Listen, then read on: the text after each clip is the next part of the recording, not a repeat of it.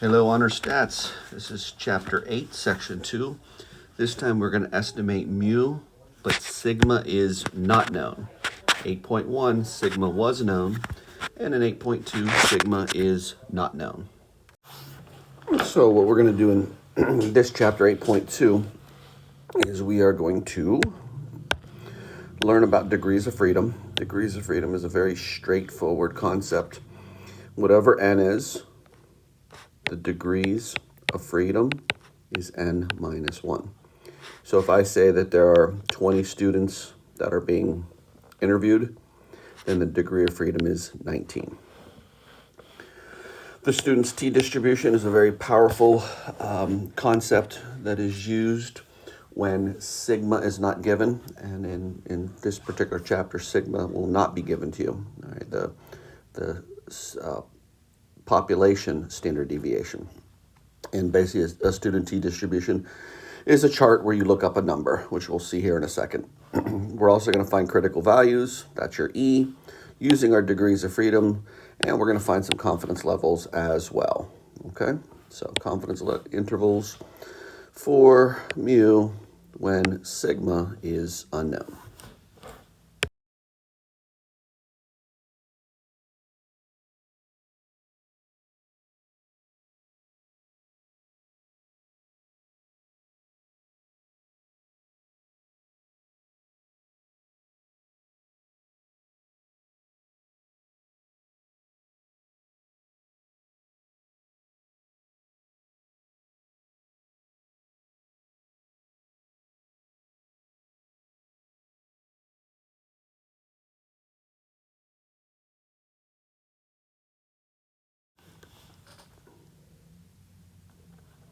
Okay, I just want to show you.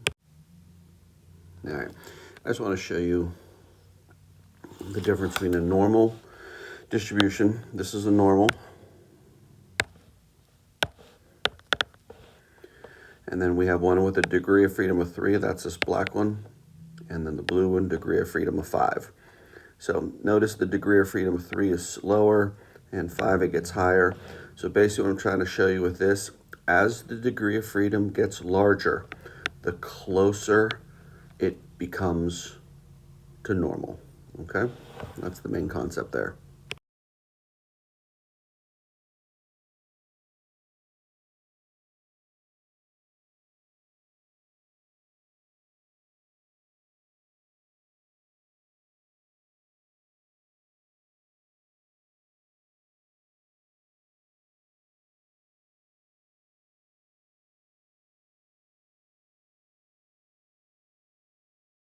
So this is a little example of a t-distribution. So if I tell you that n is 5, then our degree of freedom is 5 minus 1, which is 4. And if you look at this particular column, or row I should say, this is the 90%, 95%, 98%, and 99%. So depending on what you were dealing with and they want us to do a 99, you follow the 4 over, you follow the 99 down, and this right here is our t value. Okay, it is called T of C. It is going to be our critical value when you are dealing with a t distribution and the overall problem is sigma is unknown. Unknown. Okay, T of C, not Z of C. It's a T of C.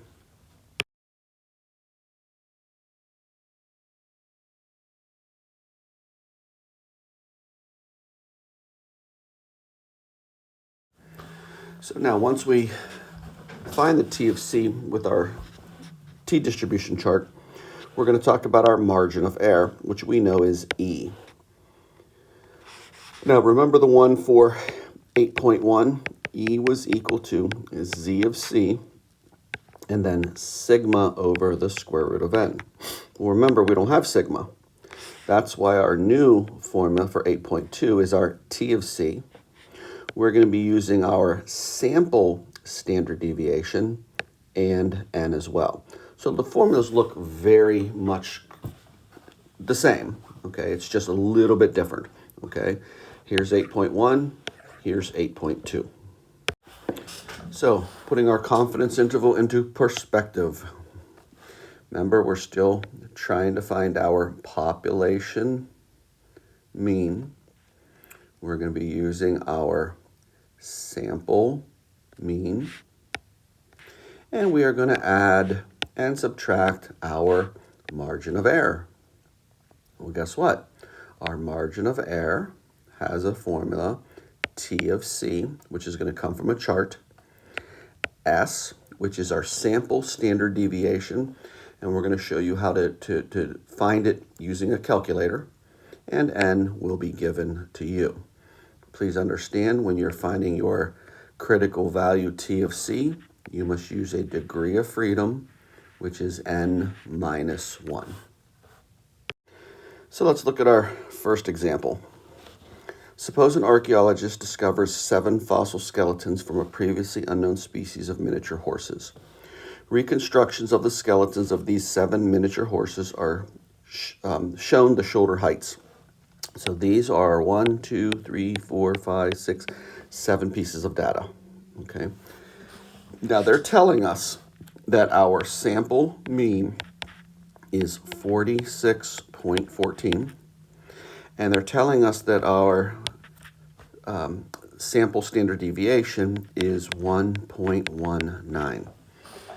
Now, I'll tell you right now, you're going to have to be able to use your calculator, plug these numbers in, and get these 2 particular values.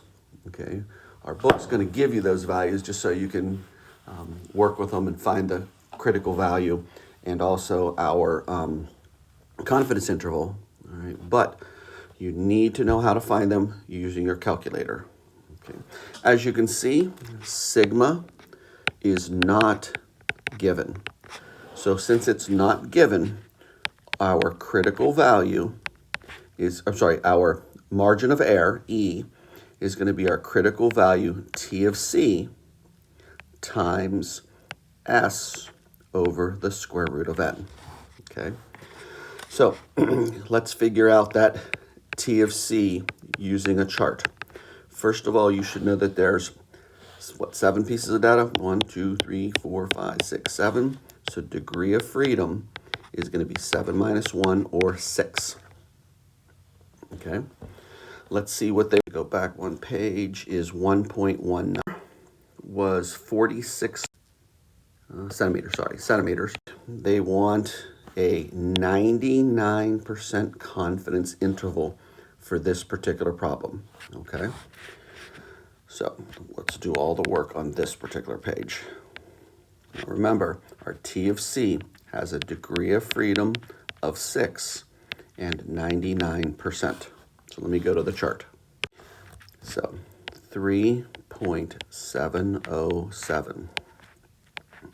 Our S line, 1.19, and the square root of N, the square root of 7. We're going to plug in our calculator and go to 2 decimal places. And in doing so, I get 1.667, so 1.67. And now our confidence interval. Mu is going to be between X bar plus E and X bar, sorry about that. There's back up. X bar minus E. Okay, so our X bar 14. 46, 14, take away 1.67, and 46, 14 plus 1.67. So subtracting, we get 44.47 and adding 47.81. So interpretation. Remember, we're dealing with the shoulder heights of those miniature horses. I am 99% confident that the true population mean of the shoulder heights of this miniature species of horses will be between 44.47 inches, I believe it was inches, between 44.47 centimeters and 47.81 centimeters. Okay, so please look, it's very much like, let me go to red here. We have a T of C, that's still a critical value, but we're using a T distribution chart. Don't forget you have to take 1 away from N and use that degree of freedom and the 99%, and you kind of follow the columns until you get the number. This is S because sigma is not given, and this is the square root of N.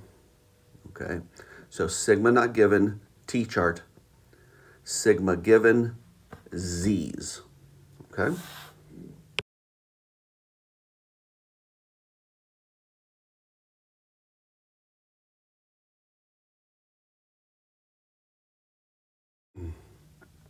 I just want you to see their explanation, their interpretation. Okay, so their interpretation, an archaeologist can be 99% confident, and I said I am 99% confident, same thing, that the interval from 44.5 centimeters to 47.8, obviously the book did 1 decimal, we did 2, is an interval that contains the true population mean mu for the shoulder height of this species of miniature horses. Okay, so you just need all those important little pieces when you do your interpretation.